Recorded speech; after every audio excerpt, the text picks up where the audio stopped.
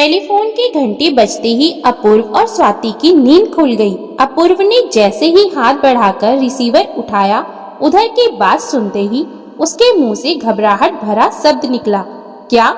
स्वाति चौंक कर उसका चेहरा देखने लगी। साथ ही उसके चेहरे पर उभरे भाव को पढ़ने व टेलीफोन की बातें सुनने की भी कोशिश करने लगी। कुछ पल बाद अपूर्व रिसीवर रखते हुए बोला, हमें तुरंत बनारस चलना होगा। चलो जल्दी तैयार हो जाओ। पटना स्टेशन पर ट्रेन में बैठते ही स्वाति ने अपने हृदय में उठ रही भावना को अपूर्व के समक्ष व्यक्त किया। अगर मोनू को कुछ हो गया तो वे हमसे हमारे सोनू को तो नहीं मांगेंगे ना। सोनू पर अब उनका कैसा अधिकार? सोनू तो अब हमारा बेटा है। अपूर्व ने मानो स्वाति को सांत्वना दी, पर स्वाति को उसके शब्दों से संतोष नहीं हुआ। ट्रेन चलते ही स्वाति धीरे धीरे अपने वर्तमान से दूर अतीत की ओर जाने लगी। अतीत के दृश्य उसकी आंखों के समक्ष सजीव होने लगे। लगभग 7 साल पहले स्वाति की शादी अपूर्व से अपने ही शहर पटना में हुई थी। स्वाति और अपूर्व दोनों को ही बच्चों से बेहद लगाव था, इसलिए वे बच्चे के लिए बहुत उत्सुक थे। पर शादी के 2 साल बाद भी जब स्वाति गर्भवती नहीं हुई, तब दोनों ने डॉक्टर से चेकअप करवाया। जांच के दौरान पता चला कि स्वाति का गर्भाशय बिल्कुल अविकसित है व उसमें कुछ ऐसी कमियां भी है जो आज के विज्ञान के युग में भी दूर नहीं होगी। अर्थात स्वाति आजीवन प्रसव पीड़ा से वंचित रहेगी और बच्चे को जन्म नहीं दे सकेगी। स्वाति पर इसका जबरदस्त आघात हुआ। वह स्वयं को अधूरी औरत मानकर गुमसुम रहने लगी। अब तो वह जब भी किसी मासूम बच्चे को देखती, उसके कोमल हृदय से दर्द का गुबार फूट पड़ता, जो आंखों के रास्ते आंसू बनकर बहने लगता। हालांकि ये जानने के बाद भी कि स्वाति कभी मां नहीं बन सकेगी, अपूर्व और उसके माता पिता ने स्वाति को कभी उपेक्षित नहीं किया, बल्कि जब कभी स्वाति अधिक दुखी हो जाती तब वे ही उसे समझाते, स्वाति तुम खुद को कसूरवार क्यों समझती हो? प्रकृति ने हमारे साथ अन्याय किया है, तुम इस स्थिति के लिए दोषी नहीं हो। ऐसे वक्त पर स्वाति अपूर्व व माँ की गोद में सिर रखकर सुबक पड़ती। अपूर्व भी दिन ब दिन गंभीर होती जा रही स्वाति की स्थिति से चिंतित रहने लगा था। वह स्वाति से बेहद प्यार करता था। स्वाति उसके जीवन में खुशियां की बहार बनकर आई थी। अपूर्व ने तो कभी उम्मीद भी नहीं की थी कि उसके जीवन में ऐसी जीवन संगिनी आएगी जो उसके जीवन में प्यार और खुशियों का रंग भर देगी। शादी के चंद दिनों बाद से ही स्वाति ने अपने आचरण से सबका मन मोह लिया था।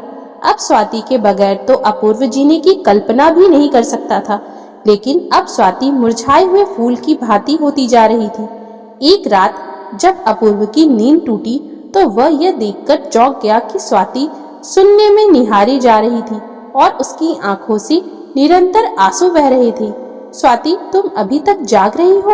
अपूर्व ने उसे टोका तो वह चौंक गई, यूं ही नींद खुल गई थी। अपूर्व ने कहा, स्वाति क्या हो गया है तुम्हें? क्यों अपने आप को मार डालने पर तुली हुई हो? आखिर जब हमने तुमसे कभी कोई शिकायत नहीं की तो फिर क्यों तुम चिंता में रात दिन घुली जा रही हो? आप सब हमसे कोई शिकायत नहीं करते, ये आप सबकी महानता है, पर क्या मैं सबका दर्द नहीं समझती? क्या आप बाप नहीं बनना चाहते? क्या माँ जी बाबूजी नहीं चाहते कि उनके भी पोते पोतियां हो जो उन्हें दादा दादी कहे? स्वाति सिसकने लगी, जिनकी किलकारियों से इस घर का सूना आंगन गूंज उठे। अपूर्व उसके आंसुओं को पोंछने लगा। इंसान बहुत कुछ चाहता है स्वाति, पर ये जरूरी नहीं कि हर इंसान की हर चाहत पूरी हो जाए। खुद पर काबू रखो। इस दुनिया में ऐसे बहुत से लोग हैं जो बच्चों के बगैर भी जी लेते हैं, पर आखिर आपका वंश आगे कैसे बढ़ेगा? देखिए, एक बात कह रही हूँ, आप मेरा मोह छोड़ दीजिए और आप दूसरी शादी कर। अपूर्व ने उसके होठों पर उंगली रख दी।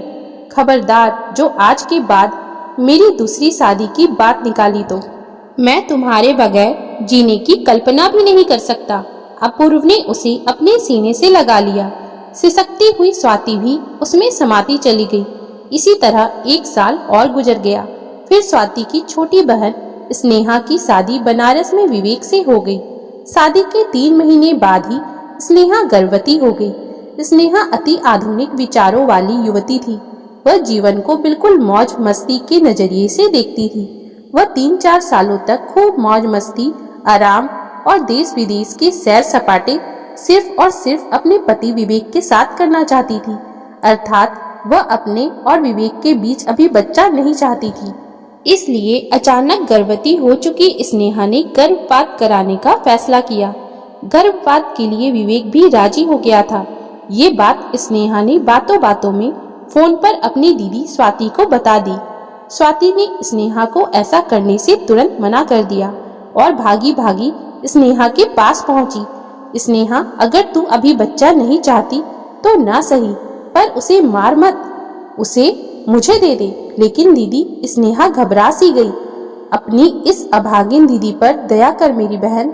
स्वाति का स्वर भर्रा गया। मैं तुम्हारी भावनाएं समझती हूँ। अभी तुमने चंद दिनों तक ही अपने वैवाहिक जीवन का सुख पाया है, पर अपनी दीदी की खुशियों के लिए अपने जीवन के इन अनमोल क्षणों को 9 महीने के लिए मुझे सौंप दे बहन। अपना बच्चा मुझे दे दे, मेरी सूनी गोद भर दे। स्वाति अपना आंचल फैलाकर रो पड़ी। मेरे सूने आंचल में खुशियों की भीख डाल दे मेरी बहन। मैं तेरा ये एहसान जीवन भर नहीं भूलूंगी। मैं तेरे बच्चे को अपने कलेजे के टुकड़े की तरह रखूंगी। स्नेहा ने कुछ दूरी पर खड़े अपने पति विवेक को प्रश्न सूचक दृष्टि से देखा। विवेक ने स्वीकृति में सिर हिला दिया। फिर स्नेहा ने अपने गर्भवती होने के 9 महीने बाद एक नन्हे मुन्ने सुंदर से बच्चे को जन्म दिया, जिसे स्वाति कुछ दिनों बाद अपने साथ ले गई। अपूर्व व उसके माता पिता ने उस बच्चे को सहर्ष स्वीकार कर लिया। फिर तो उनके सुने घर में बच्चे की किलकारियां गूंजने लगी। उसे प्यार से सभी सोनू पुकारने लगे। सोनू को जन्म देने के 2 साल बाद स्नेहा पुनः गर्भवती हो गई। वैसे तो स्नेहा अभी 1-2 साल और बच्चा नहीं चाहती थी, पर विवेक के माता पिता के दबाव के आगे उसे झुकना पड़ा। फिर उसने मोनू को जन्म दिया। मोनू का जन्म ऑपरेशन से हुआ था। ऐन वक्त पर स्नेहा और विवेक ने आपस में परामर्श किया और स्नेहा ने ऑपरेशन करा लिया। इस बारे में बाद में जब विवेक के माता पिता को पता चला तो उन्होंने इस बात पर सख्त आपत्ति प्रकट की, पर अब हो भी क्या सकता था। स्वाति ने भी स्नेहा और विवेक द्वारा जल्दबाजी में उठाए गए इस कदम पर दुख व्यक्त किया था। कुछ महीने बाद जब मोनू को निमोनिया हो गया, तब स्नेहा और विवेक को भी अपने निर्णय पर अफसोस होने लगा। ट्रेन किसी स्टेशन पर रुकी तो स्वाति अतीत से निकलकर वर्तमान में आ गई। कुछ घंटों के सफर के बाद जब वे स्नेहा के बंगले पर पहुंचे, तब बाहर खड़े कुछ लोगों के आंसू भरे चेहरे और अंदर से दिल दहला देने वाली स्नेहा की रुदन से वे सब कुछ समझ गए। स्वाति सोनू को अपूर्व के हाथों में थमाकर अंदर भागी। स्नेहा पागल सी हो गई थी। स्नेहा के माता पिता व विवेक उसे संभालने की कोशिश कर रहे थे। स्वाति को करीब देखकर वह उससे लिपट गई। स्वाति खुद पर काबू रखकर स्नेहा को सांत्वना देने लगी। तभी स्नेहा की दृष्टि सोनू पर गई तो एक पल के लिए उसके आंसू थम गए। उसने अपूर्व की गोद से सोनू को झपट लिया और उसे चूमते हुए पुनः रोने लगी। स्वाति अपलक उसे देखती रही। अचानक सोनू रोने लगा। विवेक ने सोनू को उससे ले लेना चाहा, पर स्नेहा ने मना कर दिया और उसे चुप कराने लगी। धीरे धीरे सोनू चुप हो गया। स्नेहा धीरे धीरे सामान्य होने लगी। अब सोनू अधिकांश स्नेहा के पास ही रहता। वह स्नेहा को पहचानने लगा था। अपूर्व स्वाति व सोनू को कुछ दिनों के लिए स्नेहा के पास छोड़कर अपने घर चला गया था। इस दौरान घर में हर आने जाने और रहने वाले सोनू के संबंध में ये जिक्र जरूर करता कि सोनू स्नेहा का ही बेटा है। इस तरह की बातें सुन सुनकर स्वाति का दिल जोरों से धड़कने लगता और उसे घबराहट होने लगती। एक दिन अपूर्व का फोन आया। उससे बात करने के बाद जब स्वाति पलटी, तब पास खड़ी स्नेहा ने उसे प्रश्न सूचक दृष्टि से देखा। कल वो मुझे ले जाने के लिए आ रहे हैं, स्वाति ने कहा तो स्नेहा उदास हो गई और बिस्तर पर सो रहे सोनू को देखने लगी। एक बात कहूँ दीदी, तुम सोनू को कुछ दिनों के लिए मेरे पास छोड़ सकती हो क्या? स्वाति बस उसे निरंतर देखती रही। कुछ दिन सोनू के सहारे स्वयं को भुलाने की कोशिश करूंगी, फिर उसे तुम्हारे पास स्वयं पहुंचा दूंगी, लेकिन मैं इसके लिए जिद नहीं करूंगी। सोनू पर तुम्हारा ही अधिकार है, ऐसी कोई बात नहीं है, मैं इसे छोड़ जाऊंगी। स्वाति ने किसी तरह कह तो दिया, पर उसके मन में सोनू के प्रति असुरक्षा की भावना बरबस ही प्रबल होने लगी थी। अगले दिन अपूर्व आ गया। स्वाति ने जब उसे स्नेहा के इच्छा से अवगत कराया तब वह भी सोच में पड़ गया। ऐसी स्थिति में इनकार करना भी तो ठीक नहीं होगा। वह सिर्फ इतना ही कह सका। अपूर्व उसी दिन लौट जाना चाहता था, पर स्नेहा ने एक दिन के लिए उसे रोक लिया। रात के 10 बज चुके थे, पर विवेक अभी तक घर नहीं लौटा था। वह किसी काम से बाहर गया हुआ था। अपूर्व व स्वाति स्नेहा के कमरे में बैठे उससे बातें कर रहे थे और विवेक की आने की प्रतीक्षा भी।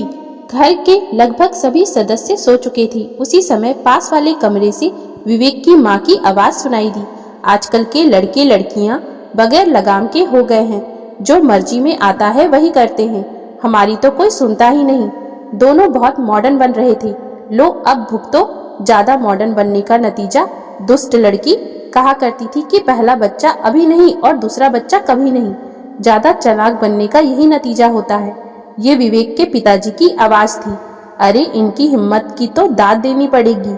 माँ कह रही थी पहला बच्चा पैदा करके बगैर हमसे कहे सुने अपनी बांझ बहन को दे दिया और अब खुद ही बांझ हो गई।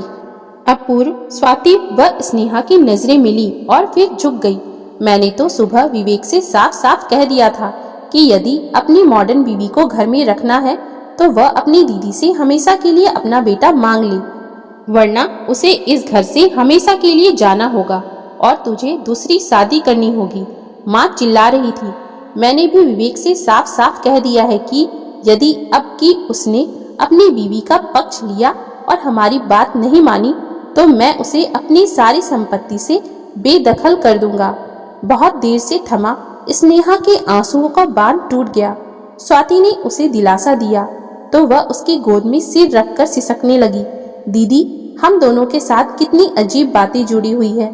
तुम चाहकर भी किसी बच्चे को जन्म न दे सकी और मैंने न चाहते हुए भी पहली बार तुम्हारे लिए और दूसरी बार अपने सास ससुर के लिए समय से पहले बच्चे को जन्म दिया, पर वो हमसे हमेशा के लिए रूठ गया और अब स्थिति ये है कि मैं चाहकर भी माँ नहीं बन सकती, जबकि बच्चा ही अब मेरे सुखद भविष्य की गारंटी है।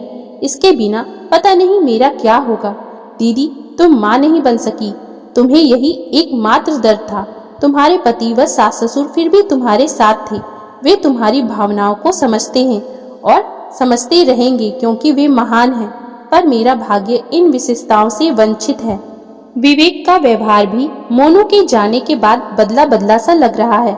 वे मेरे लाख पक्षधर सही, पर अपने माँ बाप से डरते भी हैं। शायद तभी आज वे भी तुमसे सोनू को मांग लेने को कह रहे थे, पर मैं ऐसा कैसे कर सकती हूँ? कैसे तुम्हारी गोद को सूनी कर दूं? सूनी गोद का दर्द क्या होता है ये मैंने अभी तो जाना है। स्वाति की मन स्थिति अजीब होती जा रही थी। उसकी समझ में ये नहीं आ रहा था कि वह क्या कहे क्या नहीं। कुछ देर बाद जब विवेक आ गया तब स्वाति सोनू को लेकर अपूर्व के साथ अपने कमरे में आ गई।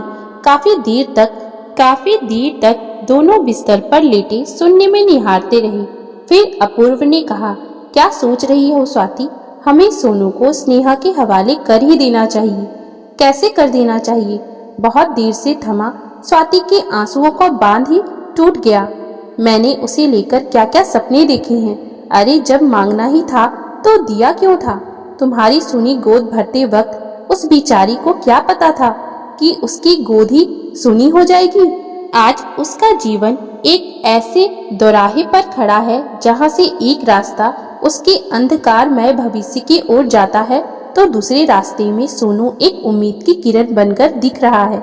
यदि ये किरण उससे दूर हो गई तो हो सकता है कि आने वाला कल में उसे तलाक दे दिया जाए। फिर उसका क्या होगा? वैसे भी बंजर धरती को कौन पूछता है।